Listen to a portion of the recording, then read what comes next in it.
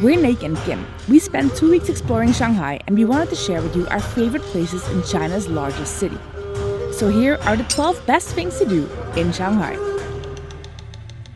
Let's dive right in with one of the city's most iconic spots, the Bund. The Bund is an almost mile-long walkway along the western bank of the Huangpu River. It's lined with historic buildings that used to be banks and financial institutions back in the late 19th and early 20th century when Shanghai was the financial hub of East Asia. Across the river from the Bund, you'll see the futuristic Pudong skyline with iconic buildings like the Oriental Pearl Tower, the Jinmao Tower, and the towering Shanghai Tower. This is the second tallest building in the world. Remarkably, none of these buildings even existed in 1990, making Shanghai's skyline a powerful symbol of China's rapid modernization. Now, no trip to Shanghai would be complete without diving into its amazing street food scene. Start with xiaolongbao, or soup dumplings, the city's most iconic dish. These delicate pockets are filled with hot, flavorful broth and either pork or crab. There's a bit of technique involved in eating them. You first bite a small hole in the dumpling, slurp out the soup, and then eat the rest. Another must-try are shengjianbao, pan-fried dumplings with a crispy bottom and juicy pork filling. You'll find these at street stalls all over the city, but places like Shaoyang Shenzhen are local favorites. The best place to get street food will generally be at one of the local markets, like Shuning Road, where you can try grilled skewers of anything from lamb to squid. The smoky aroma of meats being grilled over open flames will definitely draw you in. For a quick breakfast on the go, try scallion pancakes. These flat discs are savory, crispy, and the dough is packed with these green scallions. Or indulge in a sweet treat like sticky rice with candied toppings. It's got a chewy, satisfying texture and it's topped with candied fruits, red beans, lotus seeds, and syrup. Next up is one of the most iconic spots in Shanghai, Yu Garden, a classic example of a traditional Chinese garden located in the Old City, dating back to the 16th century Ming Dynasty. Walking around in here, you'd never guess that you're in the middle of one of the busiest cities in the world. The garden is spread out over 5 acres and is divided into different areas, each with their own theme. What's really cool about Yu Garden is how every corner you turn reveals something new. Whether it's a pavilion overlooking a lotus pond, ancient trees, or the famous exquisite jade rock. This is a 12-foot-high porous rock that's believed to have mystical qualities. Entrance is 40 Chinese yuan, around $6, and it's a good idea to bring cash. After exploring, head to the nearby Yu Yuan Bazaar for traditional snacks, souvenirs, and a bit of shopping. Next, we're gonna put the high in Shanghai. We're heading up to the observation deck at the top of the Shanghai Tower, the second highest building in the world. This tower is a whopping 128 stories high and offers one of the best views in all of Shanghai. But getting there is half the fun. You can start with the Bund sightseeing tunnel, which takes you on a futuristic underground ride filled with psychedelic lights and trippy visuals. This is a perfect example of the modern, high-tech side of Shanghai. Once we arrived at the Shanghai Tower, we made our way up to the observation deck on the 118th floor, one of the highest in the world. The elevator ride itself is quite the experience. It's one of the fastest elevators in the world, and you'll be zooming up there in under a minute.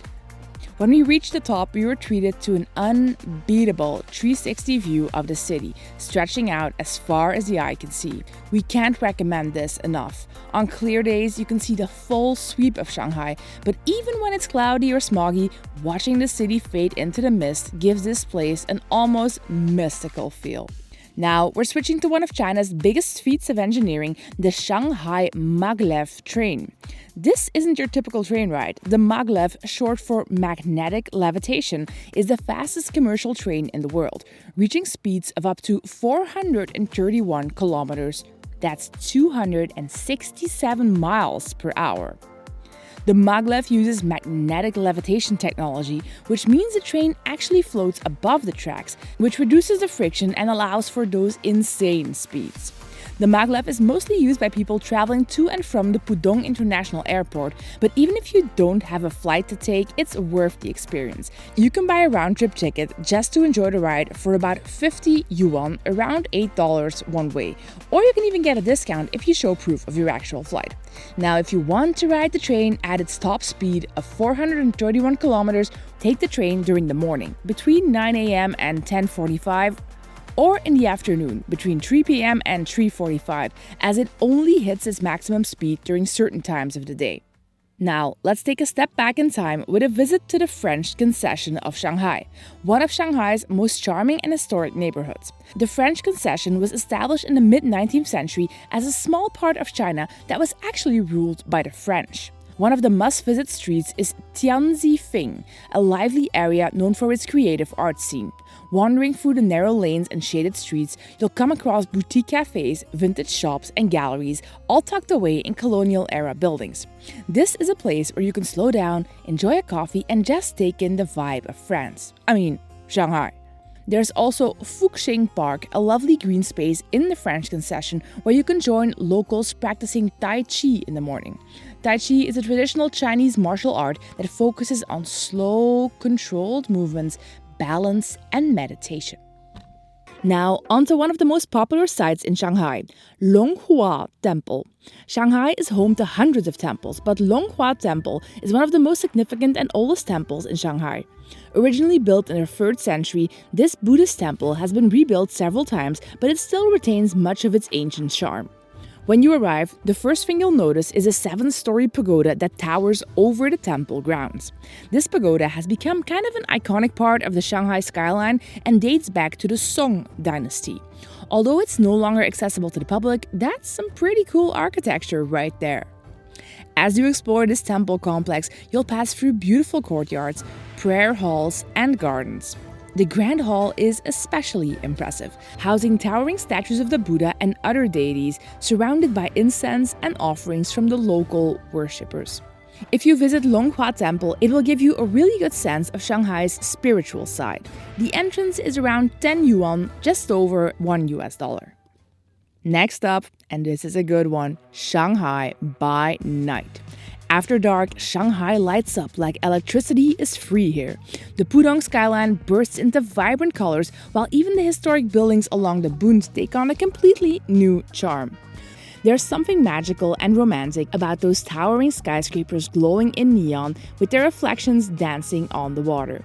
But that is only the beginning. Shanghai's nightlife is just top-notch. Head to one of the city's many rooftop bars for breathtaking 360 views of Shanghai by night.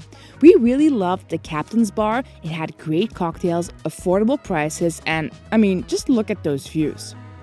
If you're craving a lively atmosphere and want to walk around for a bit, head to Nanjing Road. After dark is the perfect time to visit this bustling pedestrian street.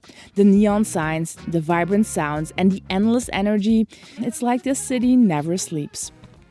And if you're looking to escape the hustle and bustle of Shanghai, a day trip to Zhujiajiao Watertown offers a glimpse into traditional Chinese life.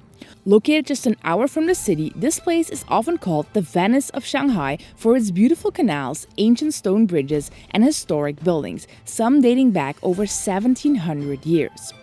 Strolling through the narrow lanes feels like walking through a living history book.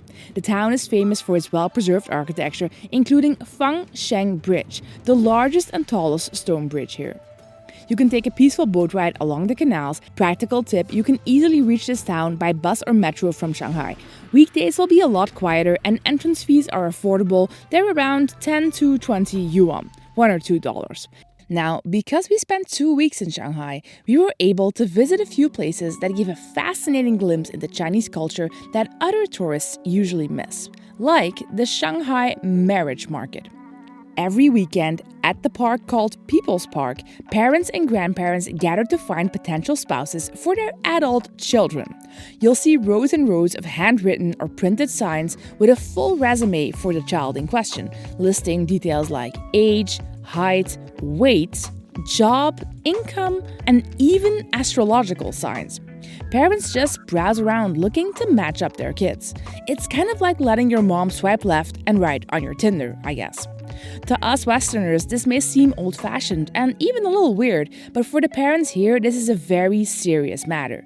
They're worried that their kids, often in their late 20s or early 30s, won't find a partner. Men are primarily judged by income, height, and property ownership, whereas women are evaluated based on their looks, not being divorced, and age. Single women over 27 are even labeled leftover women.